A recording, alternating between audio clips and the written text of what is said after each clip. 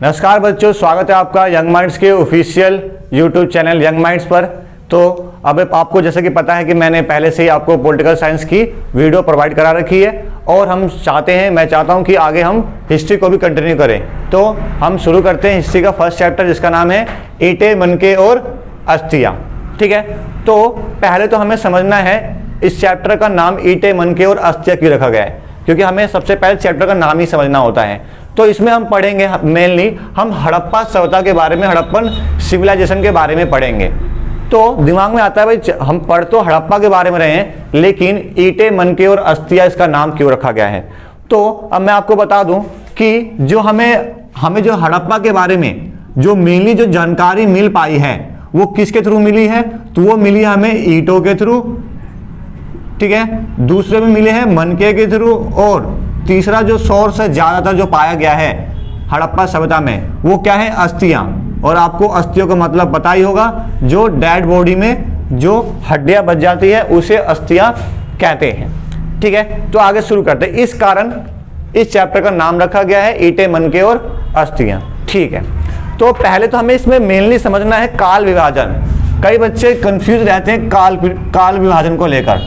तो जैसा कि हम मान लेते हैं कि जीरो टाइम पीरियड कभी रहा होगा, उस जीरो टाइम पीरियड को क्या बोला गया है, ईसा बोला गया है, ईसा। ठीक है, और मतलब कि इसे जोड़ा गया है ईसा मसीह के जन्म से। किससे जोड़ा गया है, ईसा मसीह के जन्म से जोड़ा गया है। ये बोला गया है कि जो ईसा मसीह हैं, जो गॉड थे इनके, क्रिश्चियन के, उनके जो गॉड हैं, उनके गॉड से जन्म से पहले का जो टाइम पीरियड है उसे क्या बोला गया है, तो उसे बोला गया है ईसा पूर्व बोला गया है। ठीक है, और उनके जन्म के बाद के टाइम पीरियड को बोला गया है ईसवी। तो आपको ये अगर अपने नंबर लाइन के बारे में पढ़ रखा है तो आपको पता होगा यहाँ पे कैसे बढ़ता है, ऐसे 1 2 है ना, 3 ऐसे बढ़ता है। लेकिन इस साइड नेगेटिव में जाता है, मतलब कि 1 है ना, 2 3 4 ऐसे। तो इसमें हमें यही समझना है कि इसमें बोला भी गया जो ईंटें, मतलब कि जो हमें हड़प्पा सभ्यता का जो टाइम पीरियड बताया गया है वो क्या बताया गया, 2600 ईसा पूर्व से 1900 ईसा पूर्व। तो मान लो कभी ना कभी तो 2600 ईसा पूर्व रहा होगा, और मैंने बताया इधर बढ़ रहा है, मतलब कि 1900 पहले आएगा, है ना, 1900 पहले आएगा, फिर करते करते 2600 आएगा। तो हमें पता है ये समय कैसे जा रहा है, ऐसे जा रहा है। तो कभी 2600 था और 1900, कितना टाइम पीरियड हो गया, तो 6 साल इसमें और एक 7 साल। तो ये 700 साल का टाइम पीरियड है हड़प्पा सभ्यता का, हड़प्पन सिविलाइजेशन के बारे में। ठीक है, तो हमें इसमें पढ़ना है मेनली आगे कि हड़प्पा सभ्यता की खोज हुई कैसे। ठीक है, तो हमें बताया गया है कि जो जॉन मार्शल थे, है ना, वो उनको ये जिम्मा दिया गया था कि इसके बारे में, इसके कार्रवाई को आगे बढ़ाएं। ठीक है, जो कि जनरल डायरेक्टर माने जाते हैं। उनके नेतृत्व में 2 व्यक्ति थे जिनका नाम था दयाराम साहनी और राखालदास बनर्जी। सबसे पहले हम बात करें हड़प्पा की। सबसे पहले जो हड़प्पा स्थल है, जो हड़प्पा स्थल की सबसे पहले खोज हुई थी, इसी कारण इसका मेन भी हमें सबसे पहले हड़प्पा के बारे में पढ़ाया गया है। तो जो इसका हड़प्पा की जो खोज हुई वो किसने करी थी, तो वो दयाराम साहनी ने कब की थी, 1921 में की थी। ठीक है, उसके बाद उसके 1 साल बाद ही किसकी खोज हुई, तो उसके 1 साल बाद ही मोहनजोदड़ो की खोज मानी जाती है। और ये किसके नेतृत्व में हुई, तो वो ही राखालदास बनर्जी के नेतृत्व में कब हुई, 1922 में। अगले ही साल क्या हुआ, मोहनजोदड़ो की भी खोज मानी गई। ठीक है, तो देखो जो हड़प्पा सभ्यता है, जिसे हम हड़प्पन सभ्यता बोलते हैं, उसको सिंधु घाटी सभ्यता के नाम से भी जानते हैं। अब इसका रीजन ये है कि जो हड़प्पा सभ्यता है ये सिंधु घाटी के साइड में, या फिर बोलो आप बगल में बसाई गई सभ्यता थी, किनारे पे बसाई गई सभ्यता थी, इसलिए इसको हम क्या बोलते हैं, सिंधु घाटी सभ्यता या इंडस वैली सिविलाइजेशन के नाम से भी जाना जाता है। ठीक है, ये कंफ्यूजन दूर हुआ। ठीक है, और अगर आपसे बोला जाता है कि जो नेतृत्व थे, मतलब कि जो इनके मेन लीडर थे, ये जो मैंने नाम बताया राखालदास बनर्जी और जो दयाराम साहनी, ये जो थे ये जॉन मार्शल के अंडर काम कर रहे थे, मतलब कि इनके अंडर में काम कर रहे थे। तो जो मेन बंदे हैं इनके कौन है, तो ये आप इनका नाम ध्यान रखना, जिनका नाम क्या है, जिनका नाम है जॉन मार्शल। और जो इनका नामकरण किसने किया था, तो नामकरण 1924 में किया गया था। ठीक है, ये चीज आप ध्यान रखना थोड़ा बहुत। अगला है, अगर हम नॉर्मल सी बात है, हम किसी भी चीज के बारे में, इतिहास के बारे में पढ़ते हैं तो हमें सबसे पहले पढ़ना है उसके जानकारी के स्रोत, कि हम कैसे कह सकते हैं कि हड़प्पा सभ्यता था। तो अगर आपने 11th क्लास पढ़कर आए हो थोड़ा बहुत चैप्टर में, तो उसमें बताया गया है मेसोपोटामिया के बारे में।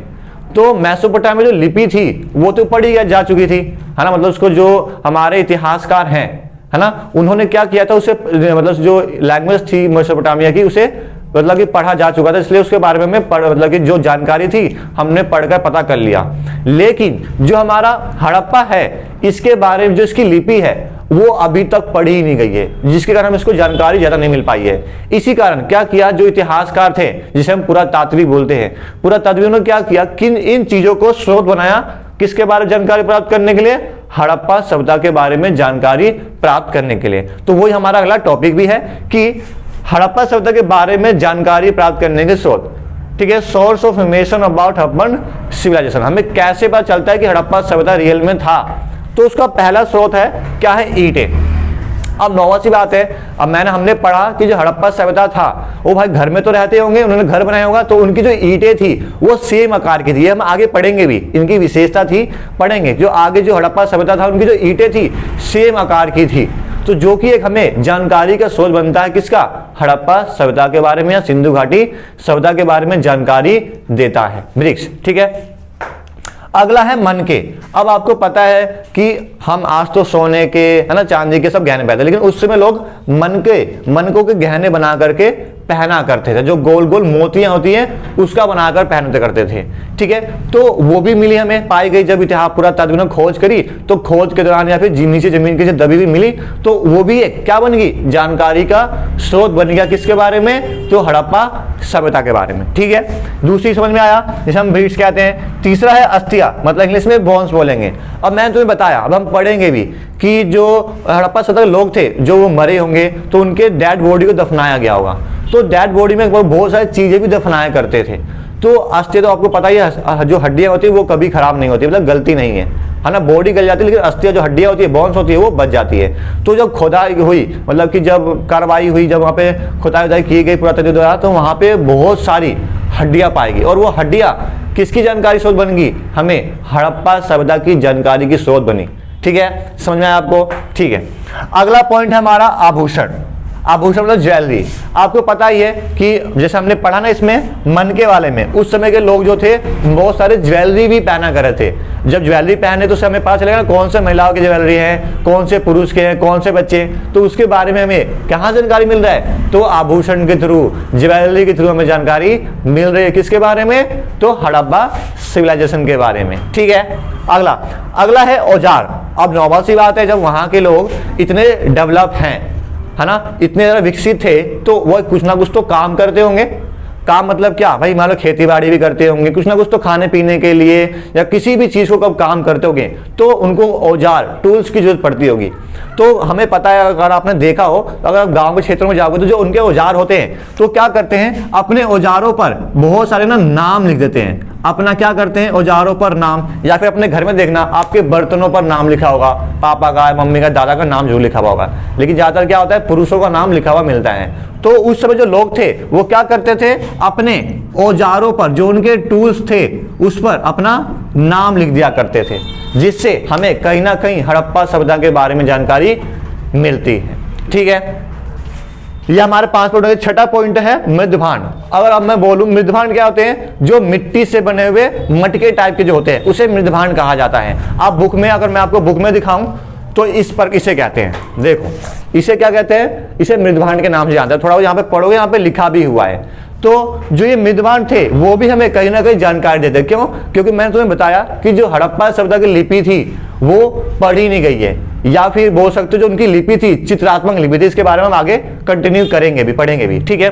तो बताया गया कि जो मृदभांड है उस पर कई प्रकार के चित्र बनाए गए थे, जो कि हमें किसके बारे में जानकारी देते हैं, जो कि हमें हड़प्पा सभ्यता के बारे में जानकारी देते हैं, ठीक है। ये भी हमारा क्या बन गया, स्रोत बन गया, किसके बारे में, हड़प्पा सभ्यता के जानकारी के बारे में, ठीक है। अगला पॉइंट है मोहरे।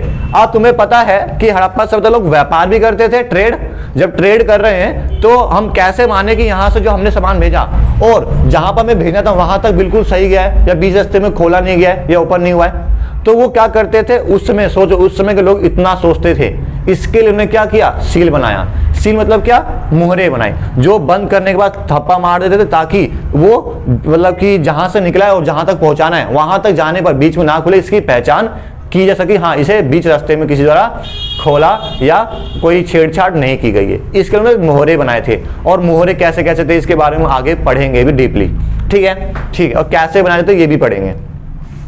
लास्ट हमारा टॉप पॉइंट है मूर्तियां, ठीक है। अब जो अगर आप देखोगे तो बहुत सारे हमें मूर्तियां भी मिली हैं, किससे, हड़प्पा सभ्यता से, जो कि हमें कहीं ना कहीं जानकारी देता है किसके बारे में, हड़प्पा सभ्यता के बारे में, ठीक है। तो ये हमारा क्या हो गया, ये हमारा सोर्स हो गया, इंफॉर्मेशन होगी, जानकारी होगी किसकी, हड़प्पा सभ्यता के बारे में, ठीक है गाइस। अगले वीडियो में मिलते हैं, तो हमारे साथ जुड़े रहना, और मैं आप थोड़ा सा हट रहा हूं, आप थोड़ा सा इसको देख लो, नोट्स बनाते रहो साथ साथ, ताकि आपको सहायता होते रहे। हम जल्दी ही अगले वीडियो भी पोस्ट करेंगे, ठीक है गाइस, मिलते हैं, बाय।